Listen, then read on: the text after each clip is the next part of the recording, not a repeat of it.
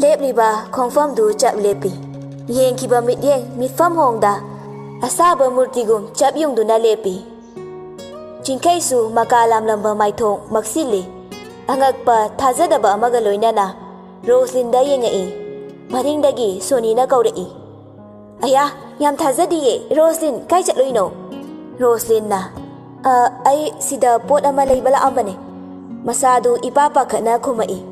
Sony na. O kanagalake na thandara. Roslyn na. Ay di thandalak pa ne. Nang di kanagala ino. Sony na. Ako'y tamugala Chingkay da amok fat unsili. Tama, mase ay high school life ki friend ni. Maming na Roslyn. Hauzik na college amada professor oiri ba ne. Chingkay na. Oh, ay chingkay. Roslyn haibagi matawgum. Nokning draba chimbana nokfe tawrai. Sony na. Lao, coffee ta use. Roslyn na. Ay thalak pa da ngairi Aduga hauzik se. Thaba amasu chatkadoy ni. Yumdahan basu thengani. Sauranu ko. Ko na matang chabada thakse. Sony na. As kuigada basu na tabasiba. Hoi hoi, thabak layadi ko na puna cha ama chamin na bahay duni. Roslyn na. Hoi, yaye. Parese, ayamu chatlo kige ko. Roslyn chatkiba maikaida. Chingkay ningamdaba amaga luina na yengduna lepi. Chingkay na tarang chatpaduda. Sony na masadu tap na nomi. Tama, kay daw rage, changase. Hoi, kay sudaw de. Sony chingkay gi maong duda, kay daw rabano kali. Adubu thoy na di kanjiludre. Makoy anisu coffee kaw du na thai. Panakuy na anidu wa amatangang na de. Chingkay am tap na, wari haudok pa haurai. Hauziki namanabida, nangga kamay na tinarake. High school life da tinarak pa ne. Yam close oirubadi nateda. School da puna langminaba yam nungai bane. Yam cham bane. High school life haisa 11 12 tadi pulak draw. Class 6 tagi 10 faw pulle. Aduga 11 12 kadi punreda. Ada tuition mafamda adum di pulle. Oh, yam hongame. Tamda sole. Tamoga su khangnarak pra. Hoi khange. Aikoina 12 kaba matamda moina 11 ne. Aikoigi junior ne. Aduga kaunadaba. Aidi khangdabra khandana minga ta'i. Kuireda chahi kharagi mamangdane. Mana aibu sakangamdabasu yaida kauramani. Oh, yam chambane. Mase nupa amta khangnaba thamdabane ba. Kona nupa ama khangnari haibadi khangi. Aikoina hangasu haidokte. Luhongbagi invitation da yengo haira adum laibane. Chingkay khangningba amaga loinana makha tarai. Oh, aduga nupa dude. Nupada nupi atoppaga luhongkhre hayi. Ai sukuire maga unadaba. Kamai tawkhrino di khangde. Na nongma aikoi yumda la ami haiba imanabidune. Oh, ma oire. Mane. Hauzikti ningba kairabi amagum adum lairabane. Punsigi yum pandana lairani haye. Chingkay Sony gi wahai du tabada masadu leitafam khangdaba ama phaurai. Chatlasira thenge. Hoi tamo chatlase. Makoy anisu yumda halai. Sony di ngasi chingkay na maga yang close oina wari sanaba phangbasi thamoidadi nungaiba harauba faujarami. Chingkay su Sony da lona yingjaramba maithong makalam lamba pumba Roslyn urubadagi maksingkhre. Masadu leitafam khangdabagum wakhan jarangnana tharang chatlaga leire. Yum hek yaubaga chingkay magi larik mayam thamliba Kaduda prap changai. Sony di room da changaga mafi marol hongdokpa loiraga imongi thaba ingkhang loisilli. Manembok na ibema noibu philei bachatlubadubu loisunaba lairabo. Ima loina sureda. Phare ado ibungodi nangna chatlusi haibada kari hairei. Ima ahanbadadi thabak lei sangoi hairei. Konadi nungairaktra male chatlasi loisilo hairei. Aduni Nupa haisidi nupi aikoina khara ke thanau tharadi matomda te thara adawni. Aduna yari khaidine manakta naksinaba ohinaba haigadaba. Sony tapna ima ikaiduna mamaidu non thaki. Ima na hairisi ikaigano. Nangna ikaiduna lapthoktuna lairadi makoini hena lapthokini ne. Ima sunupini. Nangi awaba pumba ima loina khangi. Pumna maksinani aina hairibase. Sony na ima halakpa kayang kuirage. Ikaibana Sony do wa thaidoknaba hotnarai. Ngahak oire. Fare fare nangi thabaktu loisinjaruro. Ima su wabada loire. Ngahak ta pothakige. Hoi ima pothabiro. Mane bok changkraba matung Soni wakhanda ngahak khalli. Ima na hairisa aranbadi yaudi. Aina tamobu madau karamna naksinaba hotnagane. Aina khitang koidana naksinaba hotnarubada magi thamoida hena awaba oibagira aibu mana sauribase. Somda Chinkai phone du fatlautoi aduga Roses Guptada call tawi. Roses na hello Chinkai na Roses kamdaurige nungariba. Roses na hoi nungariye ado kai lerage. Chinkai na ibani na plan ama tawidana drugs ke aina nangondagi drugs laudoine. Roses na hoi ado nangna lakera natragana ai laura. Chinkai na sumai torase nangna Dimapur muk lao Dimapur dagi ai laaga poto laurage. Roses na hoi phare ado kayagi lauge habano. Chinkai na 2 crore gini khara cheksinda bayadre ado nangna khara chekselo ko. Roses na adugidi kemta khalono aina phanaba adum taurage nang aduda tension yam laigano. Dimapur dagi kamaina poto puthokani do adu oina khalo. Chinkai na phare September gi tang 5 da Dimapur da lao aduga ai nangbo ngairamage. Ai amukta fanaba sinkhige aduga loiraga pau pirage. Okay arrange tu loiraba matungda engonda phone tawro ado handakti khara cheksinda bayade ko. Okay ai khange thamage. Call thamkraba matung Chinkai su wakhala ma khallinge tanja aduda Soni changai. Tamo chak loire saringai da chanaba tawrase. Hoi kai enjang no ngasai nga leirei dudi ironba amaga tawri. Chinkai momo noklaga hairei. Oh aise kawrini hoi laage chalamo. Soni du Chinkai na harau khumlakpada harauba nungaiba ani punsinkre chakhumda praprak laklaga Chinkai gi chak thangdoi. Manembok na ibungo bu lauraba. Ima laure. Manembok na lao ibungo ima haurabani. Chinkai na hoi ima Soni da mo hai fet onsilai. Nangsu charo dana. Ai ko na charage tamo. Haraubada pakhatpa masu yaure. Nokfe tauraga Chinkai da lona su yengi. Manembok na makata rei. Karigi ko na no aikoi ahum kak chaba sida lao sida punna chahurasi. Soni su magi chaktu puthoktuna punna chaminai. Noi chahau khoko ima kitang han hawgalamage. Mama du chak chaba loiraga makut hamdoklaga TV ka da changduna pau yengkhre. Soni Chinkai na mamangda phambaduda chaktu phau hukpa chaba ngamdre. Siktana laibadu ubada Chinkai nokfe tauraga hairei. Charodana kaino mok siktana laiduba ikai thiganbi male. Chinkai na yam thajadana haidorakpa wahaiduda Soni charamba chaktu hagatkre. Chinkai haugatuna Soni gi manakta changaaga isingdu pithai aduga naganda pop thabirami. Kaino tamna sarasu hanabra faraba isingsi amuka thakchelo. Soni ikaiduna wa fo ngangba thoktre hairaga Chinkai dagi isingdu lausinduna thai.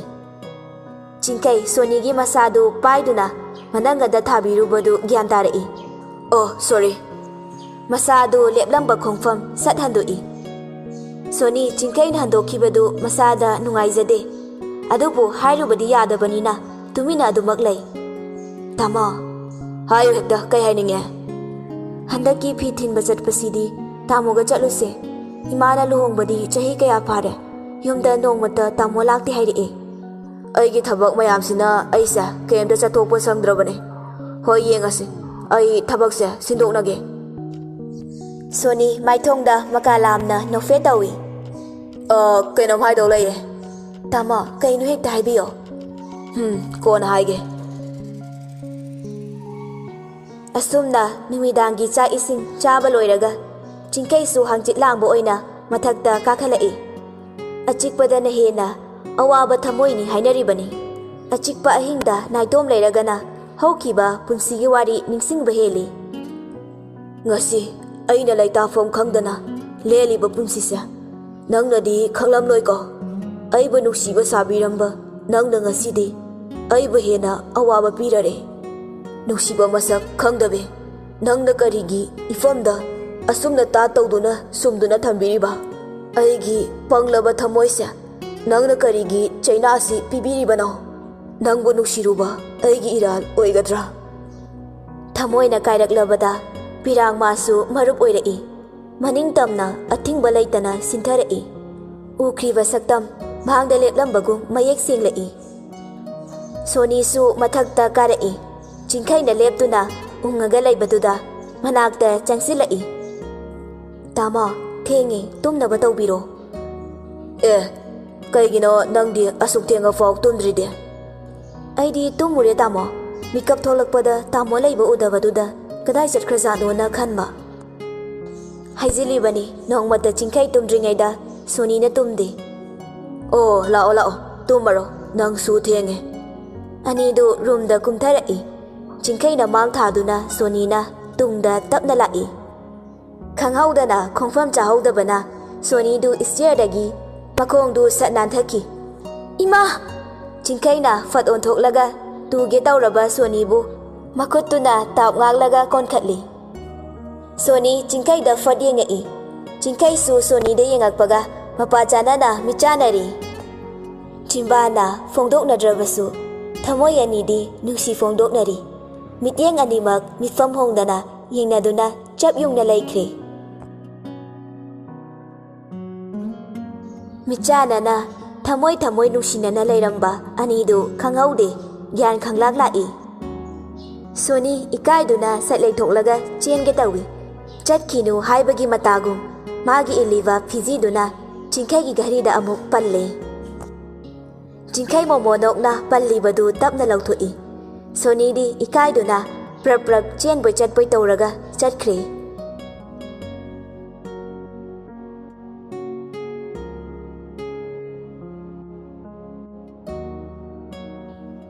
Somdana Roslyn matam kuinadagi ukhidraba saktam mama nahaunana mitbangda leplabada punsigi haukraba wari kaya nauno oirakpagum thamoy mai chak helai ningsingluba khudingda mitki pina marup oidunata leiri awabagi piranga loinana tumthagi hek tawbaga nakandagi phone du ano number amagi call ai sintharamba mitki pidu tapna taithui aduga yam tappa khonjelna Hello Madam hauji fog tumbidriba Roslyn khonjel adu takrabagum chingnaba phaurai Hoi tumdriye kana oibirabano khonjel si khangbidabra ai poireine Oh kaigino engonda call tawbiraise aigi number sina kanadagi soidana haige nongma Madam aina haijarise thamoygi asengba phaurakpadune aigi nusibabu Madam na accept tawbiyo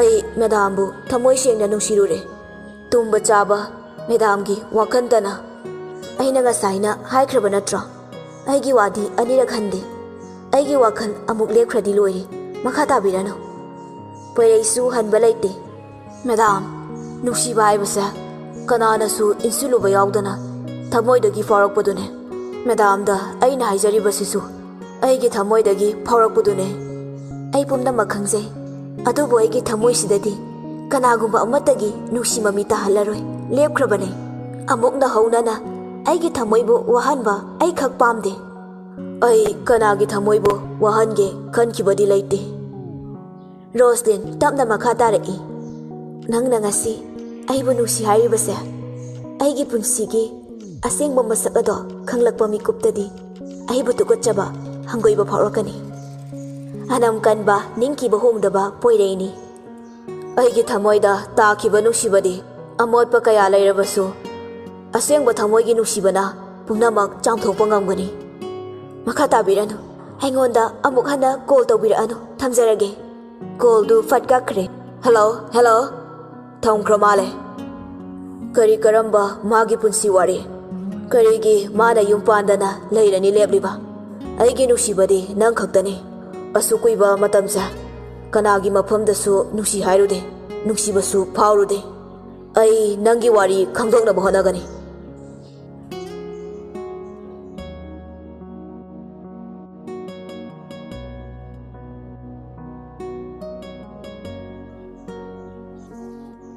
Matam masu lepa leitana chatli.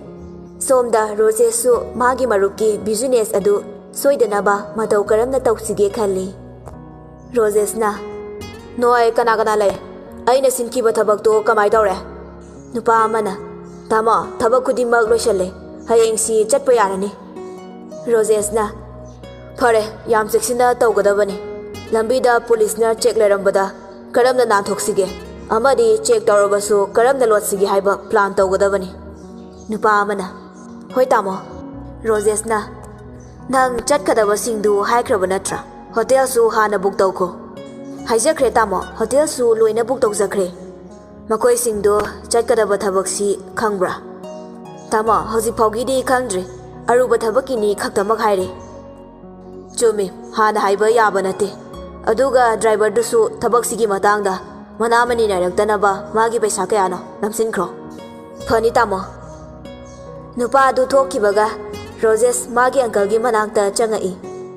Uncle na Kaidaure matha sana uida. Roses na Uncle aigi marup ama Manipur dagi lakani. Aina Dimapur phau chatkadabani. Ai uncle da kainokta haijage tawbani. Uncle na Nangi apambadu aina pumnamak pigani. Hayo kari pame. Uncle aina Dimapur phau chatpasida khudong thiba thoktanaba mateng pangbiyo. Kari gi pangoidoino pangani kari mateng no na.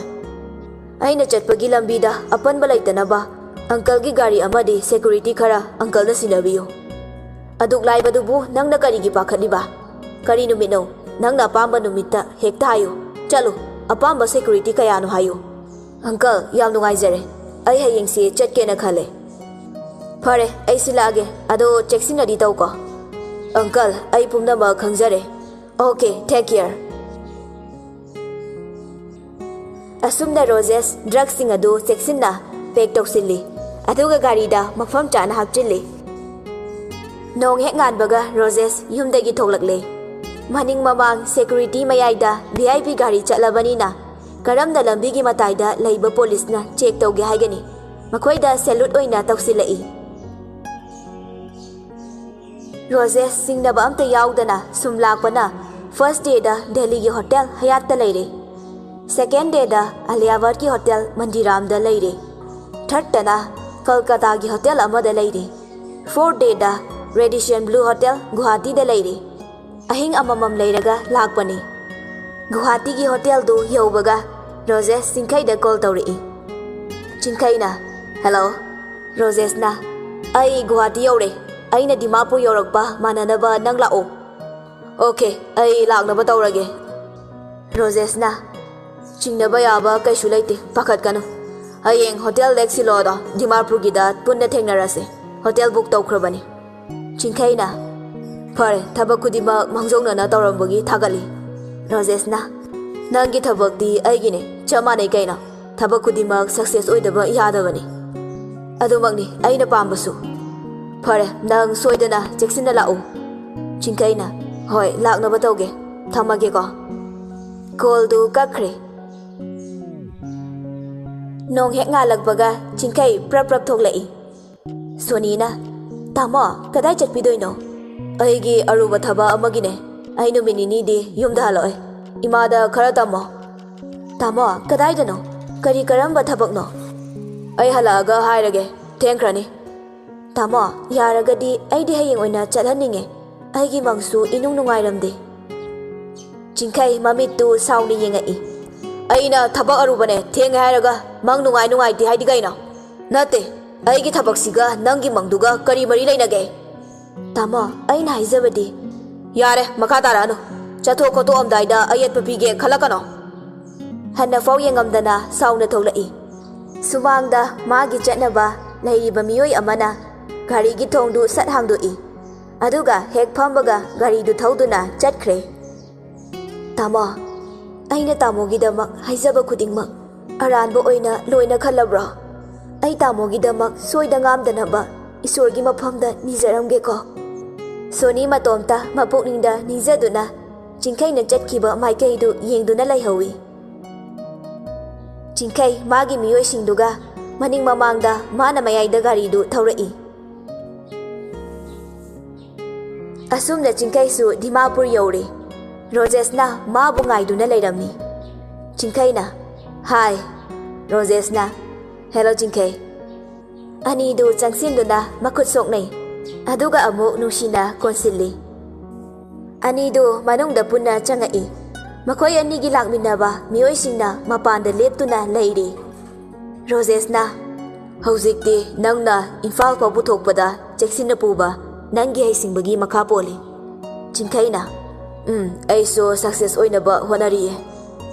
Karigumba thabaksina mai pakladi next sidai hena chawba plan ama tawba yare. Aisu khallibane adubo aigi business sida yam kana thizalliba apanba piriba miyoi khara leire. Kanano mataw karamna khangibano. Handak ikui dringaida aigi angangsingna cheksindabadagi SP poirena aigi pot khara phakre. Amuk soikre haiduna ningana bayade. Sigi business ya tawge khaladi siba kiroidabane. Yam chumi. Asumna numidangda potsingdu amuk pek tawrami. Chinkayna yam haisingna blanket ani puthorei. Rosesna, si kaidawdoino. Chinkayna, ai tawrake yengo. Chinkay blanket manungduda yawriba fiber singdu loina lauthoi. Aduga Rosesna puragliba pottu pikthana khaidoktuna pek tawsilaga blanket manungda hapchile. Aduga yam pana fiber khara amuk hapchile. Aduga ahanba blanket amagum chap manana taishille. Magi plan du ubada Roses yam ngakni yengai. Rosesna, wow, nice plan. Yam thazadana angakpa amaga loinana yengi. Chinkayna, sidagi lauthokpa ngamdoise kanano. Rosesna, okay, nangi wakhalsa aina thagale. Adubo blanket si icham chamna pubadi yaroi. Ai su khangi. Madugidi ai plan tawkre. Ai thabak si soidana success oigani khalle. Fare nangi plan si mai pak poijaro. All the best. Take care.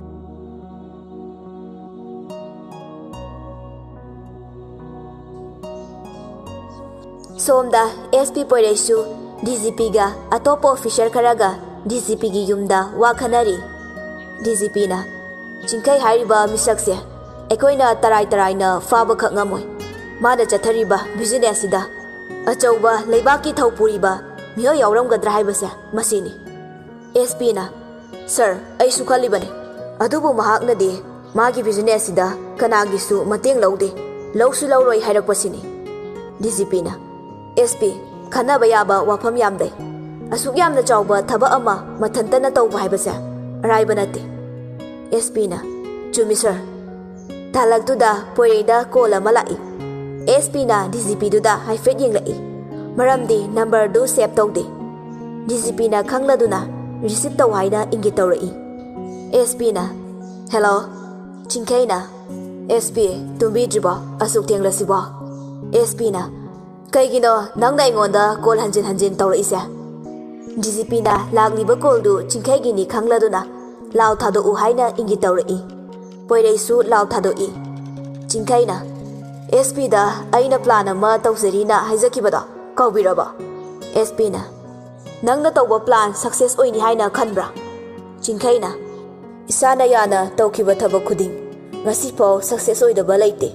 Aina SP da hairi na kaya machumba tawba mino haido yingjaba tare. Within 24 hour matam du fau thabiramge nangna ibu thingba ngambra yengo. SP na nang kayam haisingba misangno. Chinkay na adudi tawthorakpa thabaktuna khangani gadha. SP na karamba mafamda karamba matamda. Chinkay yam karemnana makha tare adusu hai khwaira nangbo police officer amani ko mamangda nangna igi pot lawkiba mafam ai thamjarage. SP si haiduna phone du thamkre. DGP na magi se yam chawna singnaba amani chalo hajima huranba mana ngamba khak yaroi. Ai haujimak mau gate check tawba kana duty tai haibada khangdoke adudasu ai pau pikrage. SP na yes sir. Poirei DGP da salute tawramaga yam saungna tholai. Aduga highway number 39 da magi squad singduga punna lai. Segmai police station gate ta atopa police karasu yauri yamlaba police personnel singna chaithokduna leiri. SP Poireina Nakoi Kudimag Lagdiba Gari Kuding Amata Chithadana Jacksina check Togodabani Noi Kuding Elarta Layo Kitang Chingnaba Yaba Laybada Aingonda Hairao Mayamdu Amuktangda Yes sir Haina Kumai Magi position da Lagdiba Gari Singadu Amata Chithadana Jacksina check Tori Poireina Nangna Aigi Kutagi Chendana Kadai Fauba Lotuna Chengani